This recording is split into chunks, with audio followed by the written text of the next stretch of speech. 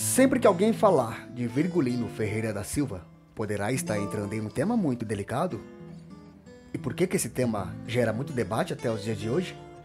Pois muitas pessoas acreditam que ele não passava de um herói, já outras, de um vilão. Lampião ficou conhecido como o Rei do Cangaço, mas não é à toa que alguém começa a ser classificado dessa maneira, né? Onde começou a liderar um grupo de cangaceiros no ano de 1922.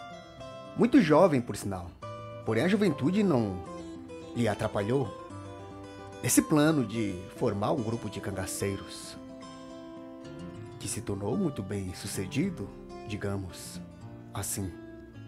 Para você, Lampião, foi realmente um herói ou um vilão? Se a resposta for a primeira, o Adversus separou algumas práticas de Lampião e seus cangaceiros que poderia lhe tirar essa estrela de herói e lhe colocar uma máscara de vilão. Lembrando que os acontecimentos que iremos contar a seguir não se baseiam em achismo. Foram acontecimentos reais, onde pesquisadores de ponta fizeram os estudos. Daí a sua opinião sobre Lampião ser herói ou vilão ficará em suas mãos.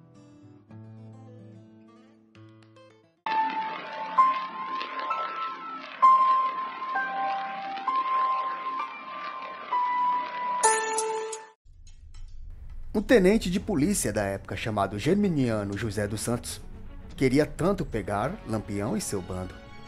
Um homem que comandava uma tropa volante com um sargento chamado Matos. Uma tropa que possuía 15 homens. Isso foi em Tucano, na Bahia. Até que Germiniano recebeu informação de que Lampião, com seu bando, estaria pelas redondezas. E a sede de pegá-lo foi maior. Com certeza ele moveria sua tropa para ir atrás do bando de Lampião, inclusive do Rei do Cangaço também. Uma região rodeada de matas. E assim Germiniano com sua tropa sairia em busca dos cangaceiros. Eles passavam o dia todo andando de um lado para o outro procurando Lampião e seu bando. Até que Germiniano e os policiais chegaram em um local chamado Lagoa dos Negros. Mas quando se pensava que seria mais um local sem um sinal do bando de Lampião, Germiniano e sua tropa seriam pegos de surpresa pelos cangaceiros que estavam escondidos à espreita, pois um informante que trairia a tropa de Germiniano daria informações para Lampião. E assim, em uma cena de guerra, crueldade e derramamento de sangue, todos os policiais morreriam naquela emboscada. Eram muitos cangaceiros contra poucos policiais. Tá certo que a polícia também fazia algumas maldades naquela época, mas nada se comparava com o que Lampião e seus cangaceiros faziam.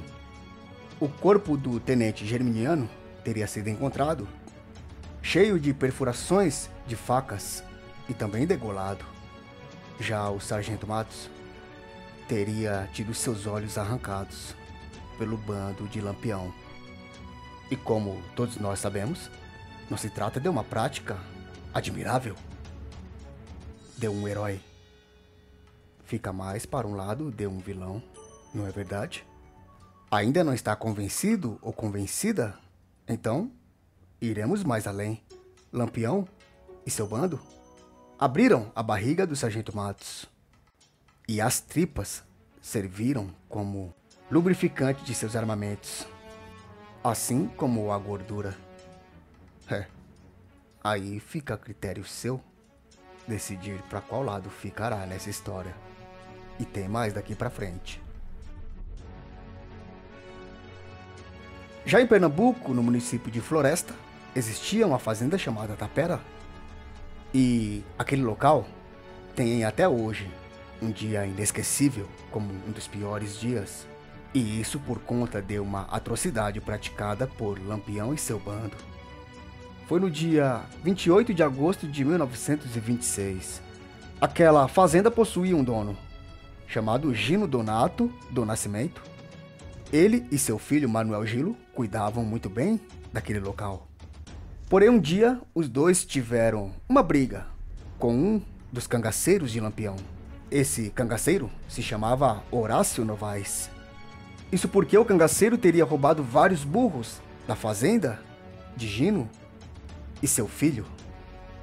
Um dia o cangaceiro Horácio, junto com um companheiro cangaceiro também, iriam atrás da família do Gino em busca de vingança. Porém, o plano teria dado errado, pois, além de Horácio sair baleado desse confronto, seu companheiro cangaceiro teria perdido sua vida também. E com certeza isso não iria ficar assim. E como seu plano teria falhado, Horácio, o cangaceiro, acabou forjando uma carta. E essa carta chegaria nas mãos de Lampião. Nessa carta, dizia que a família do Gino denegria a imagem de Lampião. E ao ler aquela carta, Lampião e seus cangaceiros, mais de 100, iriam em direção à fazenda de Gino. Quando Lampião e seu bando chegaram lá, mais de 10 pessoas que estavam no local perderam suas vidas de formas cruéis. E a maioria das pessoas que perderam suas vidas eram da família de Gino. Tá certo que Lampião teria sido enganado a praticar esse ato, mas acabou praticando com seus cangaceiros. Então, isso não lhe tira o ponto negativo que foi daquela atrocidade praticada por eles naquele dia. Já em 1932, no município de Jeremoabo, na Bahia, existiu uma outra atrocidade cometida por Lampião e seu bando.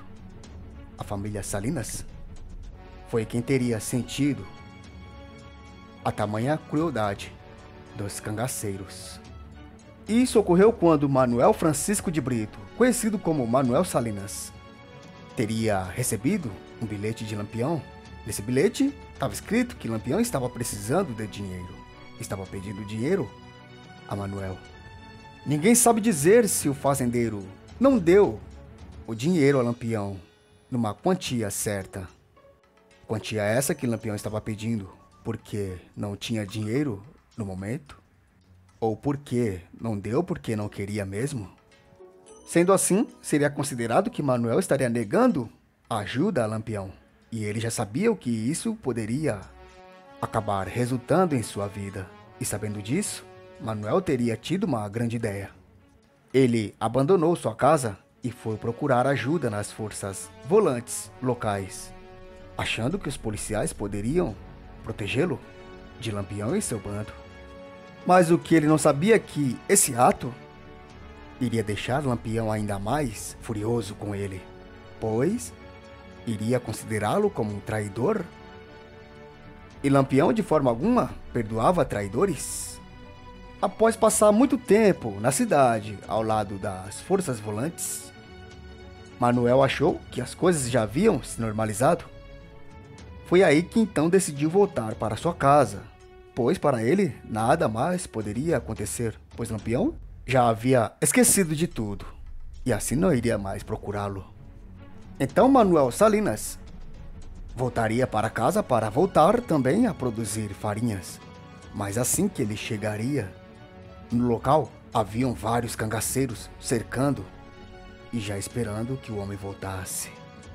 E para Lampião, somente matar o homem não seria o suficiente.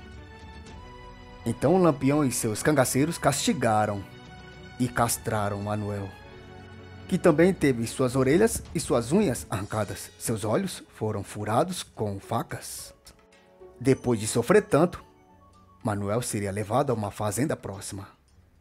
E então seria morto, e também teve seu coração arrancado. Arrancado e jogado ao lado de seu corpo como aviso para aqueles que também pensassem em trair o rei do cangaço. Além de Manuel, 3 filhos e 3 amigos que também estavam no local trabalhando no dia, perderam suas vidas por conta de Lampião e seus cangaceiros. Sendo assim, poderíamos chegarmos à conclusão de que Lampião tinha um ato muito parecido com facções criminosas que dominam vários estados hoje em dia. E poderíamos bater o martelo dizendo que Lampião não passava de um vilão, mas, como disse, é um tema que gera muito debate, pois muitas pessoas ainda se asseguram que Lampião era um herói. Trouxemos nesse vídeo algumas coisas ruins praticadas por Lampião e seu bando. Para apimentar esse debate, nós iremos em busca de algumas práticas boas, se encontrarmos, para tentarmos compreendermos mais a ideia daqueles que acreditam que Lampião era mesmo herói. Então, para isso, continue acompanhando o Adversus, pois com certeza esse vídeo em breve pintará em nossa telinha.